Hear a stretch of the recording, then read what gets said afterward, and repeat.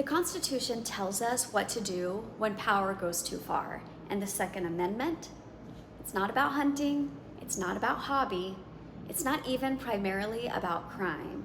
It's about power and what to do when the government tries to hold too much of it.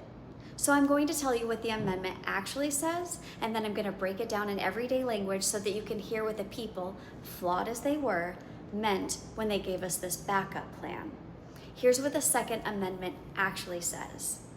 A well-regulated militia being necessary to the security of a free state, the right of the people to keep and bear arms shall not be infringed. One sentence packed with warnings, written by people who had just lived under a government that tried to control every inch of their lives, including their ability to fight back. The king had a standing army, and he used it to enforce taxes. He sent soldiers into homes, and he used violence to silence opposition. The people had no legal way to push back.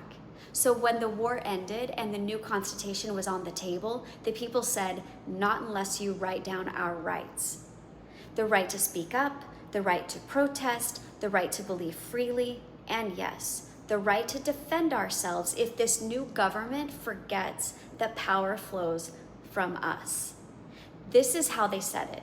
A well-regulated militia, meaning local, trained citizens who know how to protect their own. Not a federal army, not a police force, but regulated didn't mean unchecked. It meant trained, accountable, and ready if needed. The government didn't own them. The people did. Being necessary to the security of a free state, because a state isn't free if it can't defend itself from enemies outside or inside. The right of the people to keep and bear arms, own them, carry them, not just for hunting, but for resisting tyranny, shall not be infringed, shall not be tampered with, not be chipped away, not a suggestion, a boundary. And here's why it mattered. Not long after the Constitution was ratified, some of the very men who had fought in the Revolution rose up in what's now called Shays Rebellion. Farmers, veterans, their land was being taken. They were jailed for debts. They tried everything first. Petitions, meetings, peaceful protests, but no one listened, so they acted. They called themselves the militia because they were, and they were shut down. Fast forward a few years, the Whiskey Rebellion, another protest, another refusal to be taxed without say, but this time the government sent the militia, not as the people's voice, but as the government's weapon. And that was the shift.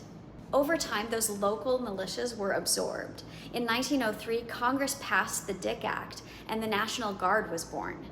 Still citizen soldiers, but now funded, trained, and deployed by the federal government. The People's Defense had been federalized. And yet, that sentence in the Second Amendment still stands. In 2008, the Supreme Court ruled in District of Columbia versus Heller that this amendment protects an individual's right to own a firearm even if you're not part of a militia.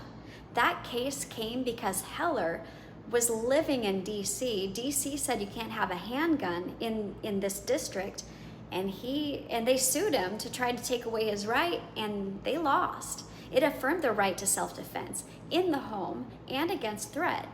But let's not forget what the framers meant in the first place. This wasn't about recreation.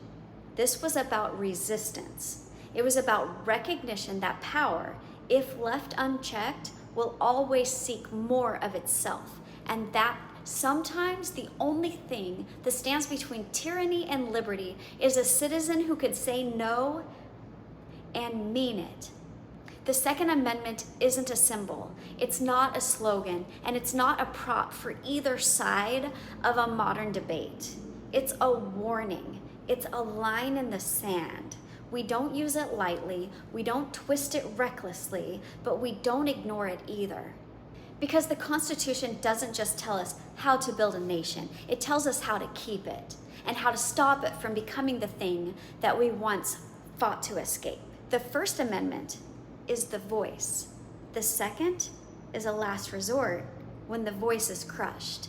Not for chaos, not for glory, but for freedom. as a final check when everything else has failed. And in this country, we write that kind of power down so that no one forgets who it belongs to.